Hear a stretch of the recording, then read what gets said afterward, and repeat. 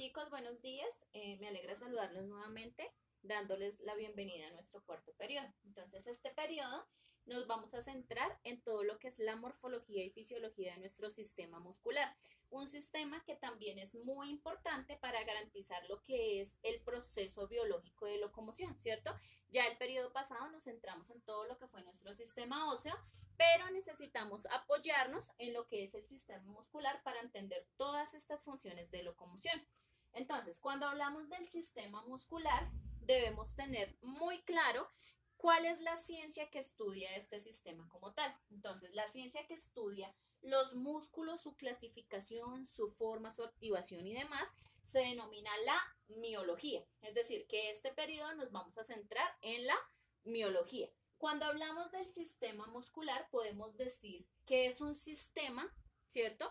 Que ayuda al soporte, ¿cierto? Que ayuda a la rigidez y a la locomoción de los organismos junto con el sistema óseo. Cuando hablamos de ese sistema muscular, podemos decir que el ser humano posee más de 600 músculos que actúan en coordinación con el sistema nervioso. Ustedes saben que todos los sistemas tienen una dirección específica de un sistema muy importante que es el sistema nervioso, porque es el que comanda todas las funciones voluntarias e involuntarias a partir de lo que es nuestro cerebro. Cuando hablamos del sistema muscular, es muy importante tener claro cuáles son las propiedades que poseen los músculos, ¿cierto?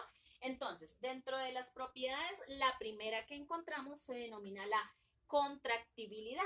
Cuando hablamos de esta propiedad, es la capacidad del tejido muscular de contraerse energéticamente. Entonces, es como cuando yo te digo, aprieta el abdomen o sume abdomen, relájalo, o cuando te digo, aprieta el glúteo, relájalo, entonces podemos hablar de que está haciendo una función de contractibilidad. Siguiente propiedad, excitabilidad, capacidad del músculo a responder o de responder a diferentes estímulos, ¿cierto? Por ejemplo, cuando te dan un puño en el brazo, ¿cierto? Entonces tú sientes cierto tipo de molestia porque el músculo como tal se está excitando, tiene un estímulo o responde a un estímulo, ¿cierto? Cuando hablamos de elasticidad, capacidad de volver a su longitud o forma original una vez se ha contraído o estirado. Entonces yo te digo, estira el brazo, ¿cierto? El músculo se estira o digamos que cambia la forma de su posición inicial, pero si yo te digo doblalo, entonces puede regresar a su posición inicial.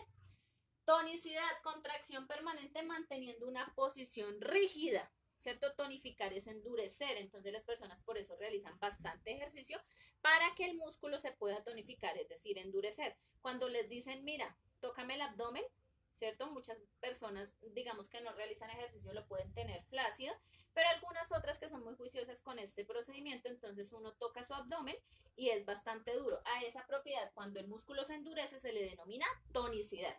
Y la última es extensibilidad, capacidad de estirar el músculo. Entonces, cuando yo le digo, hagamos el ejercicio, doblemos aquí, doblemos acá, y sobre todo los deportistas tienen la capacidad de realizar, la capacidad de estirarse antes y después de que realizan los deportes. ¿Listo? Entonces, las propiedades que tienen los músculos como tal son contractibilidad, excitabilidad, elasticidad, tonicidad y extensibilidad. ¿Listo?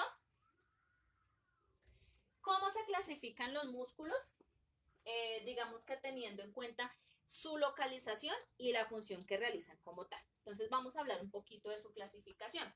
Entonces, se clasifican en tres tipos de músculos. El primero o los primeros se denominan lisos o viscerales, ¿cierto?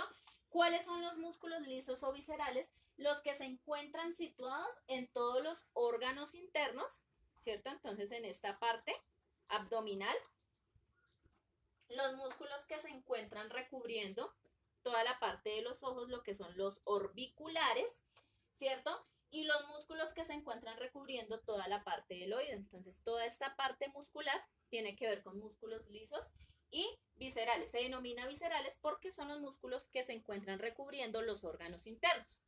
Segundo tipo de músculo, estriados o esqueléticos, también llamados. Entonces, sirven para el movimiento y mantener la postura. Entonces, ¿dónde se encuentran los estriados y esqueléticos? Se encuentran recubriendo todas nuestras extremidades superiores, y todas nuestras extremidades inferiores, brazos y piernas. Y el músculo cardíaco es único y exclusivo. Entonces, cuando hablamos del músculo cardíaco, estamos hablando única y exclusivamente del corazón. ¿Listo? Entonces, 3 tipos de músculos: lisos o viscerales, estriados o esqueléticos y el músculo cardíaco.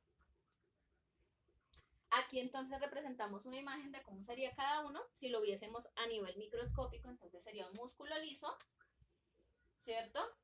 Músculo estriado, y así sería nuestro músculo cardíaco anatómicamente.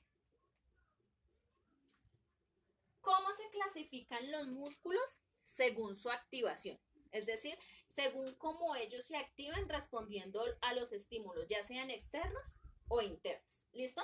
Entonces, según la activación, existen 2 tipos de músculos: los voluntarios y los involuntarios.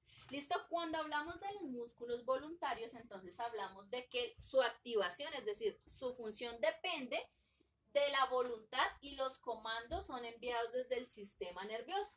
Ejemplo, todo el músculo esquelético. Los músculos voluntarios quiere decir que usted le da una orden para que ellos tengan su movimiento. Entonces dice, ejemplo, músculos esqueléticos. Tú dices, vamos a mover los músculos de los brazos, entonces estirar, encoger. Vamos a mover los músculos de las piernas, entonces estirarla, encogerla, agacharnos, ¿cierto? Abrir los brazos, cerrarlos, subirlos, bajarlos. Entonces son funciones voluntarias que tienen esos músculos porque tú das la orden específica.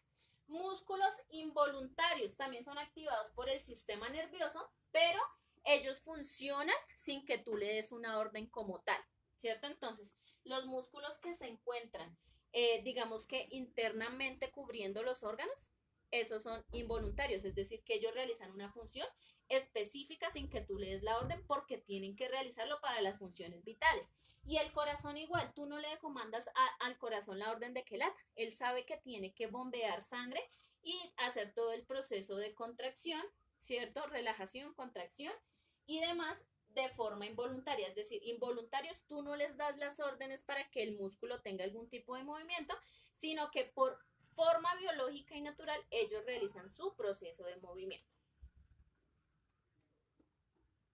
Entonces, tipos de músculos según lo que estamos hablando. Esquelético es voluntario porque tú das la orden de abrir, cerrar, subir, bajar y demás.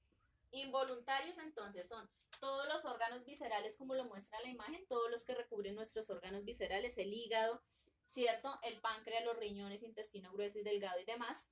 Y todo lo que es nuestro músculo cardíaco porque el corazón tiene un movimiento involuntario, él se mueve por naturaleza.